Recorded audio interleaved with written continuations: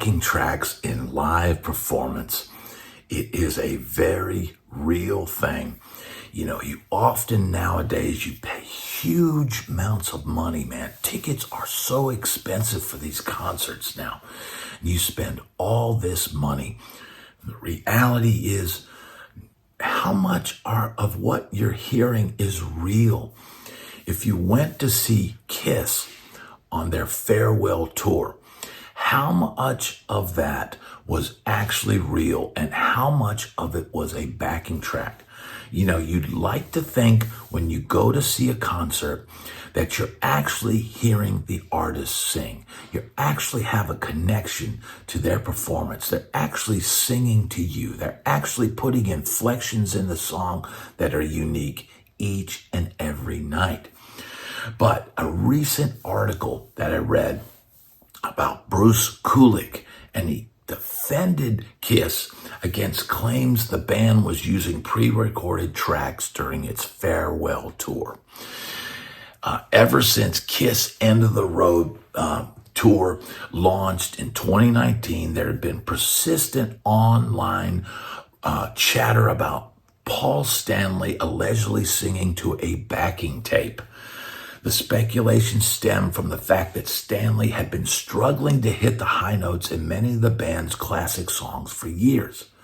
Man, those guys are old. That is the reality of it. And the reality is, man, it gets harder and harder to replicate your youth the older that you get. It gets harder and harder. And Bruce Kulick was the guitar player. When Ace Frehley stepped down, Bruce Kulick was a guy after Vinnie Vincent and after, what was the guy, Mark St. John? After him, Bruce Kulick was brought in 1984, and he accompanied the band on the Animalized tour, and he was with them up until the reunion tour. So he was with Kiss for a lot of that period there where, it was Kiss didn't have an easy go of it in the 80s. Once they took off their makeup and stuff, they had a tough go. But here is what Bruce Kulick said, and I quote, "I didn't study I know there were people doing video proof and the whole thing. And I know that there's plenty of video out there that shows what was happening with backing tracks. I know at one point, Doc McGee finally let it out that that's what was happening. And I always felt like, quite honestly, Kiss is much more than just that. And they wanted to do this show, and they were going to try to do it in any way they did. And it's not fair for me to judge on it. All I know is they made a lot of people happy.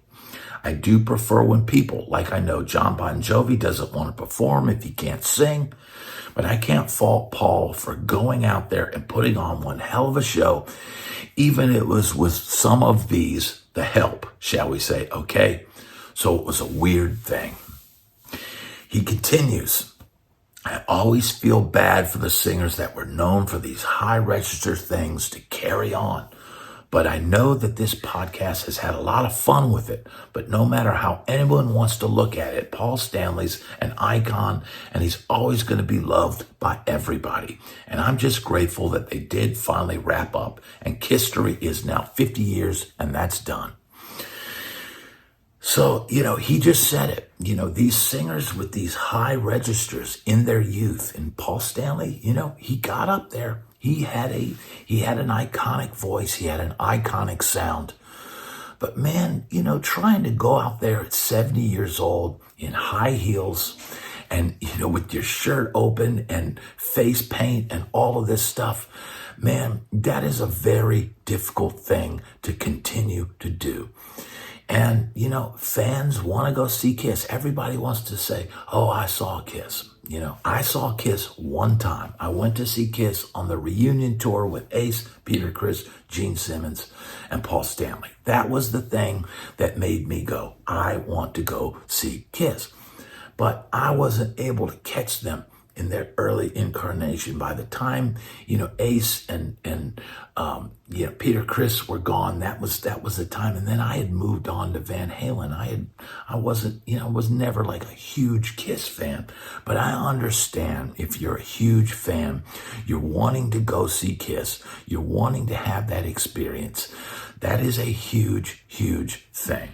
And the reality is, these guys, they can't perform like they used to do. When I saw, Elvis, and I saw him twice, and the second time I saw him, and you could tell he put on the weight, and, but he still had his voice. But Elvis, he was in his 40s when he died. He wasn't, 60 or 70 years old. We're in uncharted territory right now with all these old bands, with all these old performers. We're in uncharted territory. And the reality is, it is, a new thing that, is happening with these performers getting old and now having to perform all of these things that they did when they were young.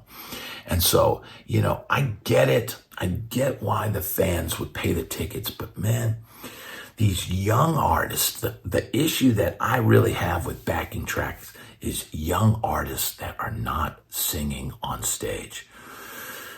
Man, that is a tough one because, man, you're young, go out there and sing the songs. But if they're having to do all these dance moves and they weren't really known for having an incredible voice to begin with, then, they just turn on the backing tracks and they go out there and look, they're making millions and millions of dollars. Somebody like Taylor Swift, is she using backing tracks? Let me know in the comments. I don't really know because I don't listen to Taylor Swift. It's not, marketed towards me. I am not Taylor Swift's target market. And I don't think, all these pop artists, whether it's Katy Perry or, whoever, Olivia Rodrigo. Now, isn't she the one that people are saying is like a rocker now? I don't know, in talking to Joseph Wooten, he said he played a concert and it had he named all these big pop stars. And the Jonas Brothers were on it. And the Jonas Brothers came out and they had distorted guitars on stage and a drummer back there bashing and sweating and hair flailing. And said they had way more impact than the other groups who were just purely using backing tracks.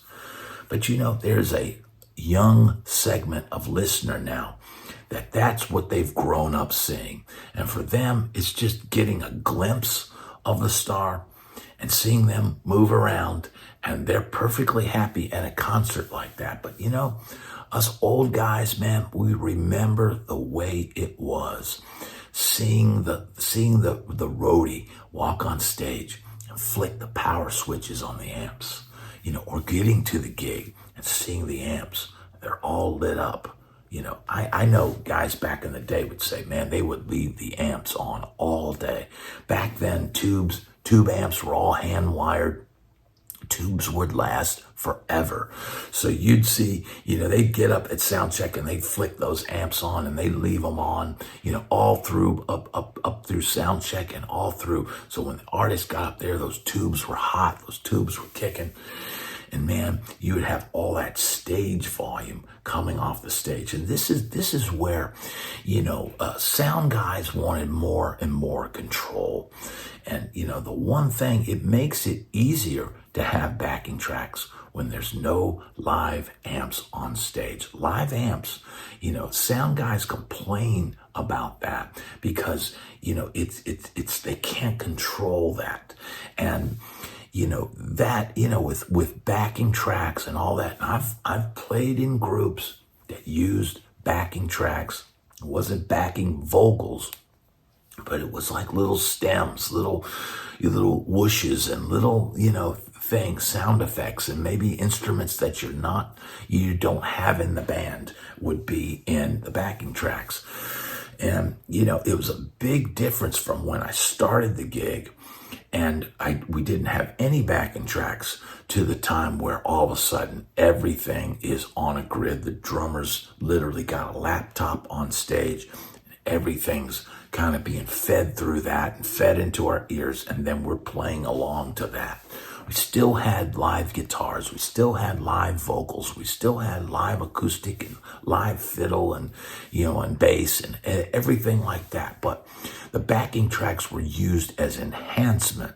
And that's a big difference from when it's just replacing somebody, when it's just replacing the singer who can't hit the notes anymore. But man, more and more, the temptation, look, part of the reason why these acts are still having to go out and do this is because there is no more money from record sales. Back in the day, you would get money from record sales, and especially, if you were and imagine if the internet had never happened and some of these artists like Kiss had become independent artists who could still pack a stadium and they'd be selling their albums at the gigs. They would be making pure profit because the cost of like making a CD would be like $1, $2, and they'd sell them for $10, $15 a pop. Man, there is huge profit there. But because of streaming, because of the internet, because of MP3s, because of all that thing that happened, these older acts are having to go on the road just to generate some cash flow. And as rich as they may be, they might not want to have to sell their house and downsize and go live in a little condo in a retirement community because they don't have any cash coming in. And that is why you see so many old acts still trying to climb that ladder, still trying to climb up on that stage. And let me tell you something, man. The big stage, just getting on it, just climbing up that huge staircase to get to that super tall arena stage, it's not easy. It's not an easy thing to do. It's not easy to go out there and perform it. It's not easy to physically deal with the travel. And I know if you're a superstar group, they travel the best way they can. They probably get on a private jet after the show and they roll to the next town and take them to a hotel. Because hotel sleep is way better than sleeping in a bus. Man, bus sleep can be rough. The air blowing, in the little vents and everything can wear out your voice. When I get comments from people that say, oh, it's easy, man, you just really never know how hard something is until you walk a mile in somebody's shoes. So I would urge people that want to just poo-poo, a life on the road and playing gigs. Look, the Primus drummer thing and the physical and mental toll and how his body just hurts. And somebody says, oh, his body probably hurts from, cheap mattresses. Cheap mattresses. His body hurts because he's having to hit things. Boom, boom, boom, all night and slumped over a drum throne. That's why his body hurts, bro. 30 years of doing that. Imagine hitting something for 30 years, That's why his body hurts. That's why, that's why artists are using backing tracks now. They're trying to save their voice. They're trying to be able to talk in their old age because you know what? If Paul Stanley had probably gone out there and raw dogged it through this tour, they would have had to cancel multiple dates. And, I've been out there singing, in arenas. And I remember at one time I got a cold. We were in the winter. We were in Canada. I mean, of course you're going to get a cold. You're exposed to the hot, cold, in and out of outdoors, riding in a bus, all this, playing for thousands of people. Imagine the amount of germs in an arena. And my job was to sing the choruses and play guitar. And, at some point we were playing these hockey arenas, and the hockey arenas had, physicians on site. And so I had a chance, and I just said, hey, man, my voice is feeling a little sore, and I've got this cold. And I said, there's just too much money riding on the show. He goes, yep, there's a lot of money riding on these shows. He says, here, let me give you a Z-Pack. And he gave me a Z-Pack. Literally, I think I might have had to go to I don't know if I had to go to the pharmacy or not, or if he just had them. He just had them there, I think. And he said, yep, there's a lot of money riding on these shows. And so for these older performers, I can't hit the notes anymore. There's a lot of money on them. They've got to get something out of their voice. I know Bon Jovi was struggling to hit notes, but something was coming out. But when you lose your voice, nothing comes out. And the show has to be canceled, and millions of dollars go down the toilet. That's not that money goes into the sideman's pocket or even goes into the artist's pocket. You've got promoters, you've got a union, crew, you've got your local crew, you've got your own crew, you've got buses. All of that money being generated, all of those people will not make their show pay that day. And it is a huge thing. You live and die by your show pays. So devil's advocate here. The reason why they're using these backing tracks is so they can go out there each night, do their little dance, do their little show, and everybody gets paid. But is the audience getting gypped in this process? Let me know in the comments. Let me know. Obviously, I prefer real singing, the way it was done before, amps on stage, old school, old school, old school. That's what I like. Let me know what you think about it in the comments. I'd love to hear it. Thanks so much for watching.